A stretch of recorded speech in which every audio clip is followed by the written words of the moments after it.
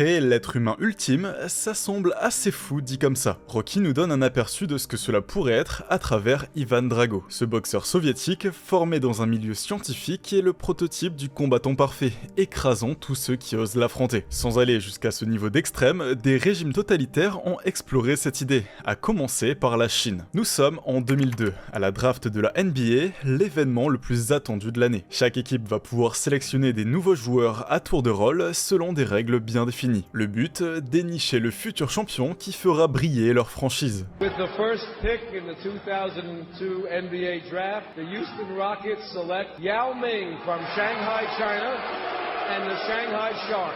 Du haut de ses 2,29 m, Yao Ming devient le 3e joueur chinois en NBA, mais surtout le premier étranger sélectionné dans les premiers choix de la draft. L'espoir qu'il incarne pour le monde du basket est immense, mais cette ascension cache une réalité plus complexe. Shanghai en 1980. Une infirmière crie de surprise, un bébé hors norme vient de naître, plus de 5 kilos, le double du poids normal. Alors, ça va vous surprendre, mais l'un des premiers réflexes a été d'avertir l'État. En Chine, depuis l'ère Mao Zedong, il existe un programme où les talents sportifs sont repérés dès le plus jeune âge. Les médecins mesurent la taille, l'envergure des bras et font des tests pour prédire la croissance future. Les grands vont au basket, les agiles à la gym, les rapides au ping-pong. Après ça, c'est direction les écoles sportives où ils s'entraînent 6 jours sur 7 pendant des heures. Et Yao n'a pas échappé à ce destin. À 8 ans, alors qu'il rêve d'être archéologue, il mesure déjà 1,70 m.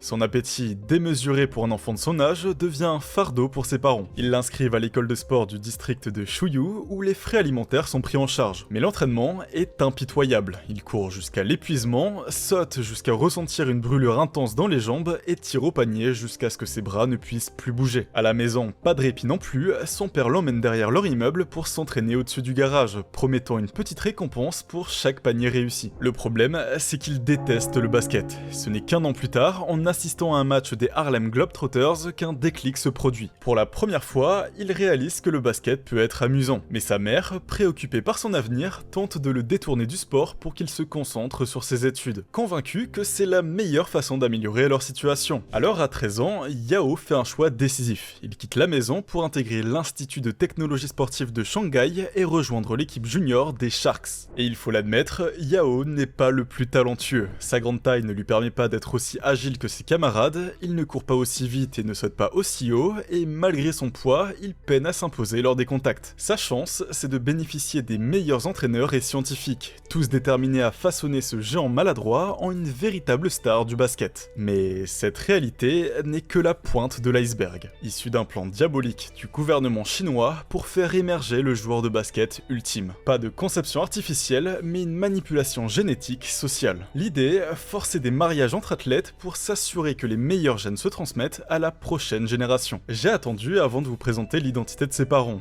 D'un côté, sa mère, Fang Fengdi, ancienne basketteuse, mesure 1,88 m, soit 15 cm de plus que la moyenne des hommes à Shanghai. Dans le système sportif, les rencontres étaient interdites, et le mariage ne pouvait avoir lieu qu'après la retraite des athlètes ou à 28 ans. Alors avant même que Dafang ne cherche un partenaire, les responsables avaient déjà identifié un joueur convenable, Yao Jiyuan. Pendant des années, ils avaient pris leur repas à la même cafétéria, vécu dans le même dortoir et s'étaient entraînés sur les mêmes terrains. Avec toute la pression des responsables pour les rapprocher, il était presque inévitable qu'ils s'unissent pour fonder un enfant, Yao Ming. Mais est-ce que le plan a marché? Nous sommes en 1997, Yao a bien grandi. À seulement 17 ans, il intègre l'équipe senior des Shanghai Sharks et progresse à une vitesse folle dans la CBA, la Chinese Basketball Association. Au début, il affiche des statistiques prometteuses, mais c'est en 2002 que Yao atteint son apogée. Après plusieurs saisons marquées par des petites blessures et des finales perdues face aux redoutables Bayi Rockets, Yao mène enfin son équipe au titre, avec des moyennes impressionnantes de plus de 38 points et 20 rebonds par match en play-off. Son talent attire alors l'attention des recruteurs NBA, mais le chemin vers la Ligue américaine est encore lent. Entre les exigences financières de son club des Sharks et les demandes du gouvernement chinois qui réclame jusqu'à 50% de ses futurs revenus, les négociations se compliquent. Les craintes que Yao ne suive le chemin du joueur Wang Zizhi qui avait refusé de revenir en Chine rendent les autorités encore plus méfiantes. Malgré les pressions, Yao et sa mère mère Dafong tienne bon, allant même jusqu'à menacer de mettre fin à sa carrière si un accord n'est pas trouvé. Ouais, sa mère a du caractère, mais elle veut avant tout protéger son fils et éviter à tout prix qu'il ne se fasse manipuler. Finalement, à quelques heures de la draft NBA 2002, un compromis est atteint. Yao s'engage à rester loyal à l'équipe nationale chinoise et les Houston Rockets reçoivent enfin le feu vert pour le sélectionner en première position. Une première historique pour un joueur international sans expérience universitaire américaine. Il rejoint ainsi les rangs des plus grands joueurs de la NBA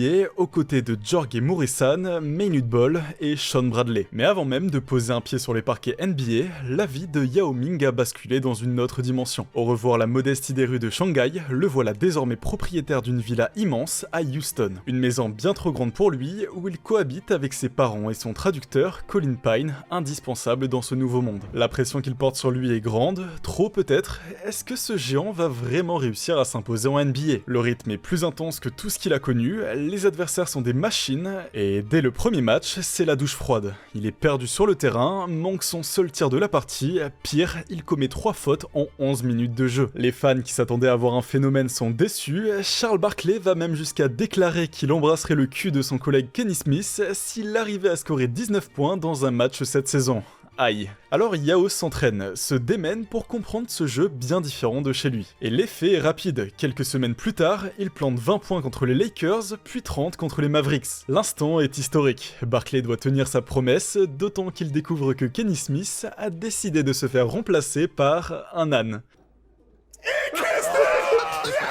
Yao ne le sait pas encore, mais ce jour-là, il a marqué la NBA. Il peut enfin exprimer son style de jeu. Yao ne court pas, il flotte presque. En quelques pas, il est déjà sous le panier adverse, prêt à marquer. Sa portée est telle qu'il peut contrer des tirs sans même sauter, et quand il lève les bras, c'est quasiment impossible pour les adversaires de l'atteindre. Les Rockets ne se qualifient pas pour les playoffs, mais dès sa première saison, Yao Ming devient un All-Star. Une distinction réservée aux meilleurs joueurs de la NBA, ceux qui participent au match des étoiles entre la crème des joueurs de l'Ouest et de l'Est. Bon, il n'y brille pas particulièrement, mais il remporte quand même le match face à Michael Jordan et aux côtés du regretté Kobe Bryant, rien que ça. Mais le plus important, c'est pas la victoire. Pour mesurer l'impact de Yao, il faut comprendre que ce sont les fans qui votent pour élire les joueurs participant à ce match. Et là, Yao a un énorme atout, la Chine. Des millions de téléspectateurs suivent chacun de ses matchs, même ceux de saison régulière, c'est une superstar. Et si Yao a brillé en rookie, un autre pivot a marqué la saison de son empreinte. Un joueur qui a remporté les 3 dernières finales NBA, élu à chaque fois MVP de celle-ci, et même une fois de la saison régulière. Je parle évidemment de Shaquille O'Neal.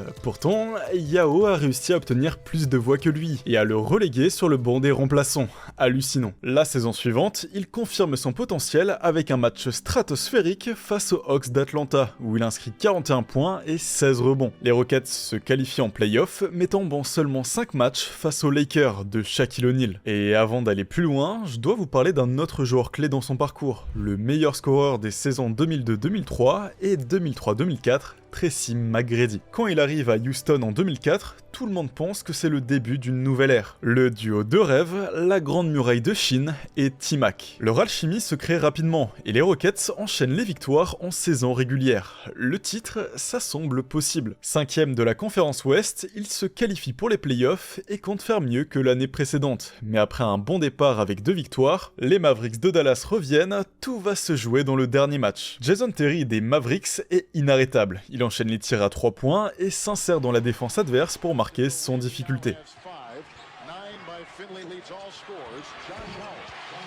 Il termine avec 31 points au compteur et son équipe écrase les Rockets avec un écart de 40 points. Malgré cette humiliation, Yao Ming continue de briller. Il est l'un des rares de son équipe à sortir du lot avec 33 points. Puis il participe à nouveau au All-Star Game en établissant un nouveau record avec plus de 2 500 000 votes. Sa popularité explose grâce à ses performances sur le terrain, son charisme naturel et son sens de l'humour. Ça lui permet d'accéder à des partenariats avec des marques emblématiques comme Apple, Visa et McDonald's qui lui rapporte des millions chaque année. Jamais un sportif chinois n'avait connu un tel succès. Mais malheureusement, le conte de fées va prendre une autre tournure. Même si l'on a l'air, Yao Ming n'est pas invincible. On parle d'un gars qui pèse près de 140 kg et fait 2,29 m. Forcément, ça met une pression de dingue sur ses articulations. En 2005, alors que les Rockets lui offrent un contrat de 75 millions de dollars sur 5 ans, la saison démarre très mal, 11 défaites en 14 matchs. Et ça ne pourrait pas être pire, Yao a une infection osseuse au pied gauche. Il ne joue que 57 matchs, mais atteint pour la première fois les 20 points et 10 rebonds de moyenne. Une performance individuelle solide, malgré l'absence des Rockets en play-off, après une saison difficile, où son coéquipier McGrady a aussi passé du temps à l'infirmerie. Les 2 saisons suivantes, ça va un peu mieux collectivement, mais le scénario reste le même. Yao continue de briller en saison régulière, une moyenne de 25 points et 9 rebonds en 2006-2007, puis 22 et 10 en 2007-2008. Cette année-là, les Rockets réalisent même une série folle de 22 victoires d'affilée. Mais les blessures ne le lâchent pas, seulement 48 matchs la première année, 55 la suivante, et à chaque fois, le même cauchemar en play-off, élimination dès le premier tour par les Jazz. Est-ce déjà le début de la fin pour Yao? Une seule façon de le savoir, direction la saison 2008-2009, l'une des plus prometteuses pour les Rockets. Autour de lui,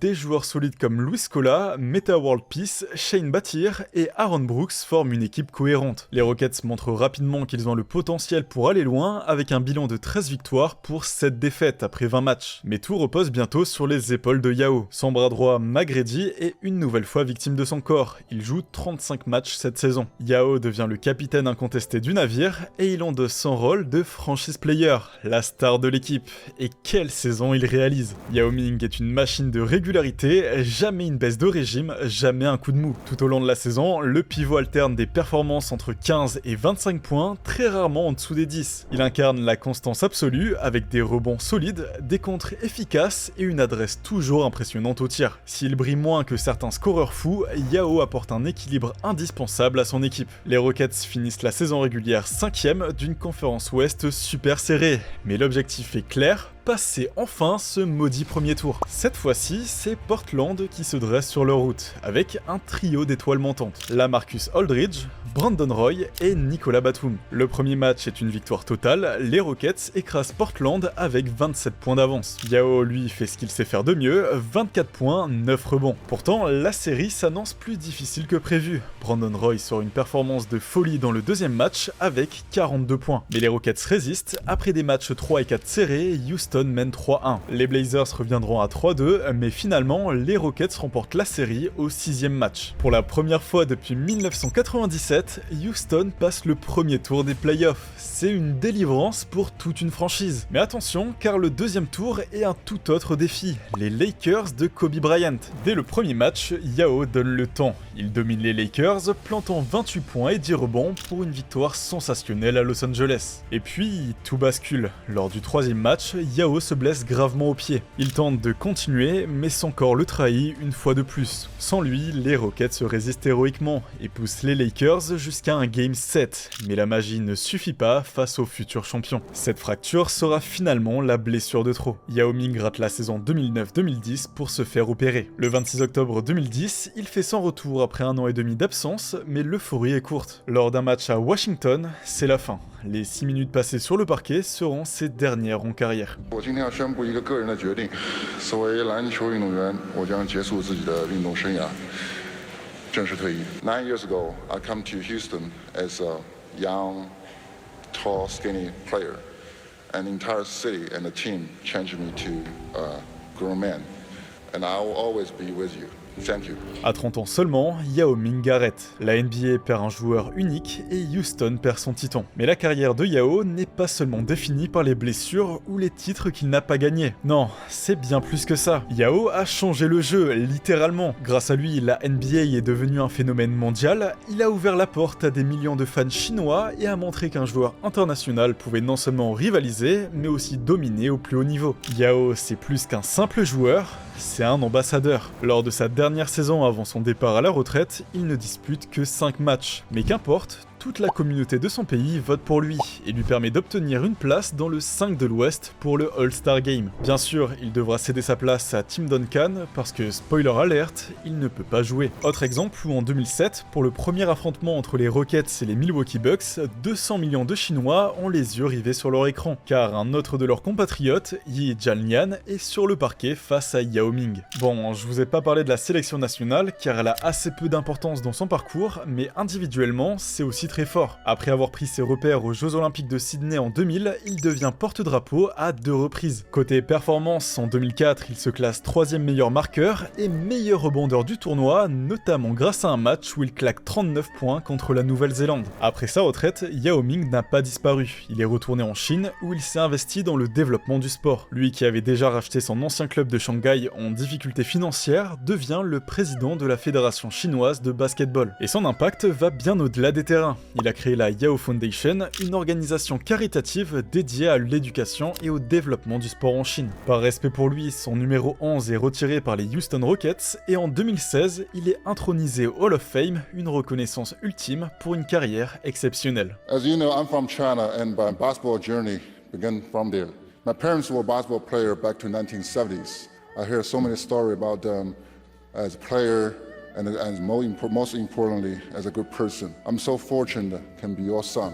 The gift I get from you is not only the highest, but the way you taught me how to think and how to make decisions.